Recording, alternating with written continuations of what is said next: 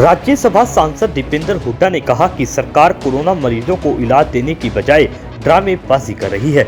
मुख्यमंत्री की बात पर भरोसा कर मरीजों को अस्पताल पहुंचाने पर मायूसी हाथ लग रही है। ना इलाज मिल रहा है न डॉक्टर। हिसार में मुख्यमंत्री द्वारा उद्घाटन किए गए अस्पताल में अगले ही दिन वेंटिलेटर के अभाव में 3 मरीजों ने दम तोड़ दिया। ऐसा लगता है कि मुख्यमंत्री केवल किसानों पर लाठियां बरसाने गए थे, कोविड मरीजों को अस्पताल और इलाज की सुविधा देने नहीं। क्योंकि इसका जीता जागता सबूत यह है कि जिन अस्पतालों का मुख्यमंत्री ने उद्घाटन किया वहां से निराशाजनक वाली खबरें आ रही हैं। उन्होंने कहा कि सरकार अगर हिसार में किसानों पर लाठियां बरसाने गई थी तो अपने मकसद में जरूर कामयाब हो गई, लेकिन अगर कोरोना मरीजों को इलाज की सुविधा दिलाने गई थी तो उसमें पूरी तरह से विफल हो गई है। उन्होंने कहा कि हिसार में जिस 500 बेड वाले चौधरी देवीलाल संजीवनी अस्पताल का मुख्यमंत्री ने उद्घाटन किया वहां भी 118 बेड ही चालू हालत में है। वेंटिलेटर की जरूरत वाले मरीजों को वेंटिलेटर तक नहीं मिल पा रहा है। वहीं गुरुग्राम के ताऊ देवीलाल स्टेडियम में 100 बेड के जिस अस्थायी कोविड केयर अस्पताल का 2 दिन पहले खुद मुख्यमंत्री ने उद्घाटन किया और जमकर वाहवाही बटोरी, उस अस्पताल की जमीनी हकीकत की खबरें चौंकाने वाली है। वहां एक भी मरीज भर्ती नहीं है। अभी वहां बिजली की वायरिंग का काम चल रहा है। मुख्यमंत्री के जाने के साथ ही डॉक्टर भी चले गए। यहां तक कि अस्पताल के बिस्तरों पर से चादर भी उतर चुकी है।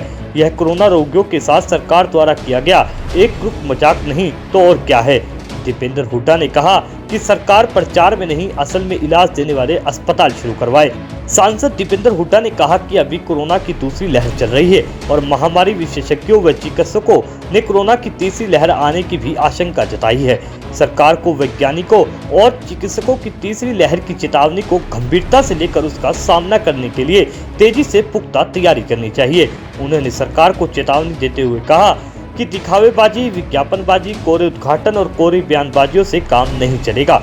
गांव में हालात भयंकर है, लोग इलाज के अभाव में दम तोड़ रहे हैं। सरकार एक पल की देरी किए बिना ग्रामीणों को कोरोना के शिकंजे से बचाने के लिए चालू हालत में अस्थायी अस्पतालों का प्रबंध करे। समय रहते चिकित्सा सुविधाओं के बुनियादी ढांचे को बढ़ाए और गांव में मौजूद स्वास्थ्य सुविधाओं को कोरोना का मुकाबला करने के लिए तैयार करे। तीसरी लहर का मुकाबला करने के लिए ये कैसी तैयारी है कि मुख्यमंत्री द्वारा उद्घाटन करने के तुरंत बाद अस्पतालों के बिस्तर से चादर तक उतार दी जाती है। वैज्ञानिकों द्वारा चेतावनी देने के बाद कि तीसरी लहर छोटे बच्चों के लिए घातक है, ये जानने के बाद हर माता पिता गहरी चिंता में डूबे हुए हैं। उनके बच्चों का इलाज कैसे मिलेगा, ये तो आने वाला वक्त ही बताएगा कि सरकार इन सब के लिए कैसी तैयारियां करती है।